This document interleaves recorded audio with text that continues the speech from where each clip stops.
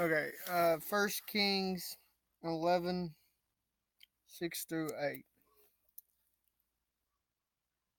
Now, in the first chapter, we see how Solomon loved many foreign women. This would lead him in trouble by verse 8 and 9. 6 through 8 continued leading him in trouble.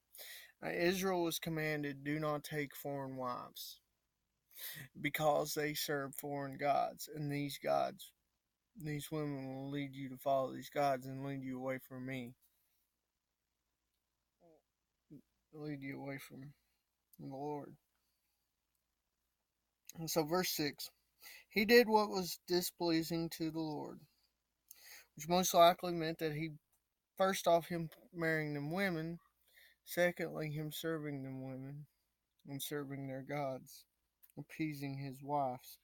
He was not a wholehearted follower of the Lord, which meant he had other obligations than to please the Lord in his life, which means sin. Anytime that's done, it's sinful, it's idolatry, as his father David had been.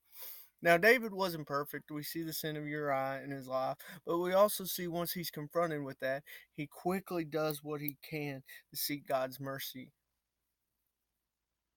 because he knows he falls short of God's standard. Solomon isn't doing that. Solomon's just continually seeking out sin and slowly forgetting the Lord. Verse 7, then it was that Solomon built the high places for Cheshmoth, the abomination of Moab, on the mountain to the east of Jerusalem, and to Malcolm, the abomination of the Ammonites. Now, first off, these were two groups that were not allowed in the temple. So what he does is creates a temple for them.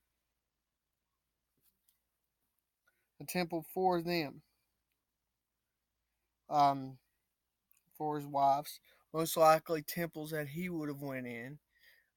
God never arranged Solomon to build his temple so that Solomon would know how to build these other pagan temples.